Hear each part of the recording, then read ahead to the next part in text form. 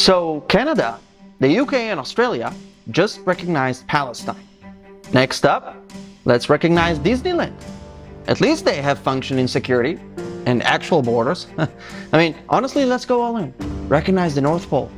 Santa's got better human rights record, right? Because in this new liberal world order, you don't need peace, you don't need democracy, you don't even need basic infrastructure. You just need a victim card and a really aggressive social media team. Bonus points if you yell colonizer louder than the sound of the sirens in Israel. Let me get this straight. Now, you can massacre entire families in their homes, commit unspeakable acts against civilians, and as long as you shout Free Palestine loud enough, you get international recognition? This is not foreign policy. This is moral bankruptcy. And you know what's worse? These Western governments, they know exactly what they're doing. They're not confused. They're not misinformed. They're just weak, too scared of their own woke mobs. And don't give me but the Palestinian people aren't Hamas line. Spare me. October 7 wasn't a fringe act. It was a full-blown public celebration. There wasn't grief. There was joy, pure, sick joy. The West didn't just recognize Palestine. They validated that sick joy.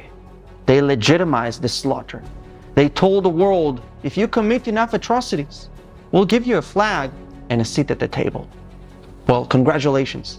You've taught every terror group on earth the new strategy. Skip the peace talks, just go viral. Massacre civilians, cry on camera, and wait for Australia or any other country to give you a press conference. But let's take a moment and actually appreciate the irony, because these same countries, Canada, the UK, and Australia, won't defend their own borders. They bend over backwards for illegal migrants and radical preachers, but when Israel defends its legal, sovereign, historical land, war crimes. You know what's really a war crime? Building tunnels under playgrounds, launching rockets from hospitals, using your own people as human shields while you cry victim on the BBC. And the response from the West? Wow, courageous. Here's the recognition for your hard work. Honestly, why stop there? Maybe they want to give Hamas the Nobel Peace Prize. I mean, Obama got one for doing literally nothing. This is not about two states. This is not about justice for Palestinians. It's about cowardly leaders who are too terrified to even say the word terrorism. They actually destroyed the Palestinian chance for real peace, by the way, because ordinary Palestinian civilians are also sick and tired of Hamas and the corrupt Palestinian Authority. By legitimizing these powers, Canada, Australia, and the UK pushed peace even farther. Israel is the only country in the Middle East where Arabs can actually vote, serve in parliament, run hospitals, and even serve in the army. Is that apartheid? No, that's called functioning democracy.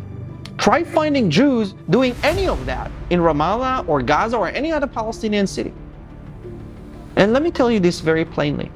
Israel doesn't owe the world an explanation for defending itself. It doesn't need permission to exist. And it sure as hell doesn't need lectures from countries that can't even keep their own cities from burning down during peaceful protests.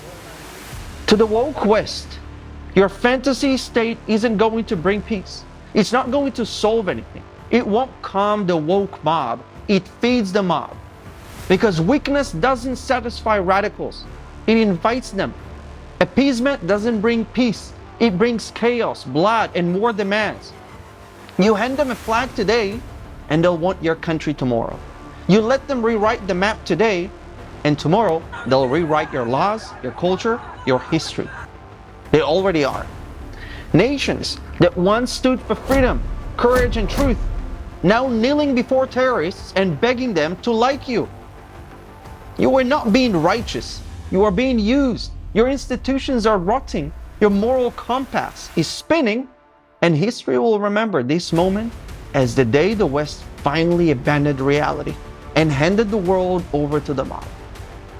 you are not recognizing a state. You are recognizing the end of your own credibility.